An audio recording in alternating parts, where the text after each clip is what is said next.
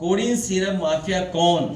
उत्तर प्रदेश में कोडीन युक्त cough syrup के अवैध कारोबार का माफिया कौन है, इसको लेकर के सियासत गर्मा गई है। मुख्यमंत्री योगी आदित्यनाथ और समाजवादी पार्टी के मुखिया अखिलेश यादव आमने सामने हैं। 19 दिसंबर को विधानसभा में मुख्यमंत्री योगी आदित्यनाथ ने कोडीन कफ सिरप के अवैध कारोबार में समाजवादी पार्टी के नेताओं का हाथ बताया था। लेकिन प्रारंभिक जांच में सामने आया है कि उससे जुड़े हुए जिन अभियुक्तों को एसटीएफ या यूपी पुलिस की कार्रवाई में पकड़ा गया है, उनके कुछ संबंध समाजवादी पार्टी से सामने आए हैं और समाजवादी पार्टी जो अपने कार्य के अनुरूप जिसका जो बदनाम हो चुकी है और पहले से कुख्यात है, इस पूरे मामले में भी उसकी संलिप्तता आएगी, क्योंकि एसआईटी एक राज्य स्तर की एसआईटी इस पूरे मामले की निगरानी कर रही है। तो अखिलेश यादव ने योगी आदित्यनाथ के आरोपों पर शायराना अंदाज में जवाब दिया है। अपना चेहरा न पहुंचा गया आपसे, आईना बेवजह तोड़ कर रख दिया। यही कसूर रहा इनका, दिखाने को औरों के बच्चे गोद में खिलाते रहे, पर पैसों के लालच में बच्चों की जान दांव पर लगाते रहे। यही कसूर रहा इनका, ये अपनों को हर हाल में बचाते रहे, उनके गुनाह छिपाते रहे। जब खुलने लगा राज इनका, तो औरों पर इल्जाम लगाते रहे। यही कसूर रहा इनका, पहनकर लिबास शराफत का लोगों के एतबार में सैन लगाते रहे, गिराकर औरों के घर मकान दुकान अपना गोरख धंधा चलाते रहे। अखिलेश यादव ने योगी सरकार पर गंभीर आरोप लगाए हैं। उन्होंने कहा कि उत्तर प्रदेश के 36 जिलों में 118 से अधिक एफआईआर दर्ज होने के बावजूद सरकार सच्चाई छिपा रही है। किसी प्रदेश का मुख्यमंत्री झूठ बोले और उसके साथ खड़े हुए जो पसंद नहीं कर सकते मुख्यमंत्री को, वो झूठ बोले,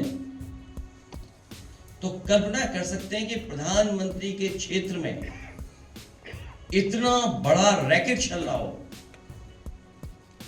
सवाल ये नहीं यूपी में चल रहा है, बड़ा सवाल यह है कि प्रधानमंत्री के संसदीय क्षेत्र से चल रहा था, और कोई 100, 200, 300 करोड़ का नहीं है। सुनने में आ रहा है 700 कंपनियां, कई हजार करोड़ का इंटरनेशनल मसला है ये। जब ये खुद फंसने लगे तो एक आध तस्वीर जो दिखा करके ये बता रहे हैं कि समाजवादी पार्टी के, तो मैं समाजवादी पार्टी की तरफ से मांग करता हूं कि जो जो माफिया हैं उन पर बुलडोजर चलना चाहिए। अगर वो समाजवादी पार्टी का है जिसकी तस्वीर उन्होंने दिखाई है, जिसका कई हजार स्क्वायर फीट में, कई हजार स्क्वायर फीट में घर है, जिसमें वैल्यूएशन करने वाले भाग गए, और फिर उससे जुड़े हुए जितने माफिया हैं और जो अधिकारी हैं, आप कंफ्यूज मत होइएगा।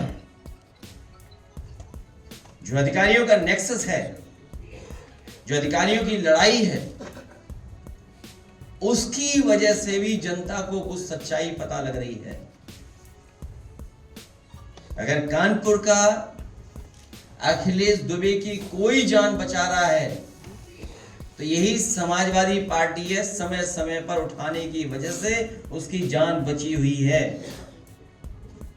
और पूरी सरकार लगी है कि उसको और कैसे बचाया जाए। उत्तर प्रदेश में तो कमाल चल रहा है। इसलिए हमारी समाजवादी पार्टी की तरफ से मांग है, और हमारी तरफ से मांग है कि जिनको आप समाजवादी पार्टी का बता रहे हैं, कालीन भैया, कोडीन भैया, जितने लोग हैं, उन सब पे बुलडोजर चलना चाहिए। क्योंकि सवाल देश के प्रधानमंत्री जी के लोकसभा के क्षेत्र का है, वहां से ये नेटवर्क चल रहा था, उसमें जितने लोग शामिल हैं हजारों करोड़ का जिन्होंने खेल किया है, उन सब पे बुलडोजर चलना चाहिए। लीडर पोजीशन भी यही मांग करेंगे, क्योंकि बहुत सेंसिटिव और बहुत बड़ा इशू है, कोई सामान्य इशू नहीं है, और सरकार के लोग इसमें शामिल हैं और देश के प्रधानमंत्री जी के 6 से चल रहा है। सुने में आया कि गाड़ियां जहां से खरीदी गई उन्होंने अपना डेटा ही हटा दिया है। जो गाड़ियां खरीदी गई हैं, एक है बनारस का कोई एजेंसी वाले, एक लखनऊ की एजेंसी वाले और एक जौनपुर की agency. Akhilesh ji, coding syrup का जो गोरा धंधा चल रहा है, क्या आपको लगता है इस पर राजनीतिक संरक्षण प्राप्त है क्या इनको? इसमें मुख्यमंत्री जी का संरक्षण प्राप्त है। कालीन भैया और कोडिन भैया हैं कौन सर?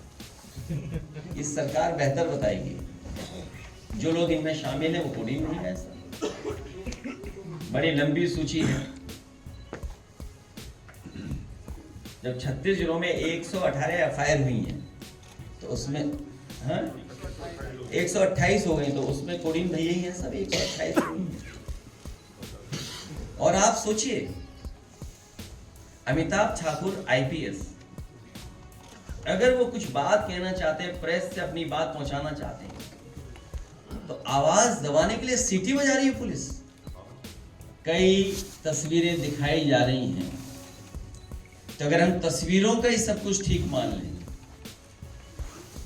और मेरे साथ खड़ा होने वाला ही अगर माफिया है, तो मेरी तस्वीर तो मुख्यमंत्री जी के साथ भी है, मेरी तस्वीर डिप्टी सीएम साहब के साथ भी है, मेरी तस्वीर दूसरे हाफ उनके साथ भी है। तो अगर मेरी तस्वीर और मुख्यमंत्री जी की तस्वीर आप देखते हैं, तो माफिया किसको पाएंगे आप? लगता है धूल कैमरों की उस पर लग गई है। मैं मजबूरी समझ सकता हूं। 2006 में सोना लूटने के आरोप में गिरफ्तार, अब कब सिरप कांड में चढ़ा हत्थे, जानिए बर्खास्त सिपाही का आपराधिक इतिहास। बता दें कि यूपी में कोडीन कफ सिरप के अवैध कारोबार के खिलाफ कार्रवाई में अब तक 3.5 लाख कफ सिरप की बोतलें जब्त की गई हैं, जिनकी अनुमानित कीमत तकरीबन 4.5 करोड़ रुपए है।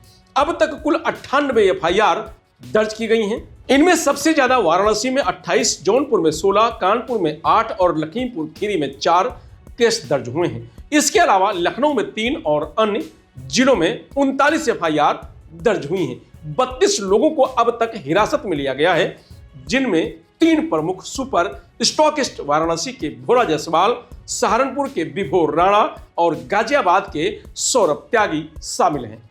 कोडीन कफ सिरप के अवैध कारोबार का नेटवर्क झारखंड से लेकर उत्तर प्रदेश, पश्चिम बंगाल और बांग्लादेश तक फैला हुआ था। यूपी सरकार ने इस मामले में एसआईटी का गठन किया है, जिसका नेतृत्व आईजी रेंज के एक अधिकारी कर रहे हैं। 3 अधिकारियों के खिलाफ लुकआउट नोटिस जारी करने की कवायद शुरू कर दी गई। इलाहाबाद हाईकोर्ट ने कोडीन कफ सिरप के अवैध कारोबार से जुड़े मामले में सरगना शुभम जायसवाल समेत सभी आरोपियों की याचिका खारिज कर दी है, जिससे पुलिस आरोपियों को गिरफ्तार कर सकती है। फिलहाल इस खबर में इतना ही। आप देखते रहिए लोकमत हिंदी।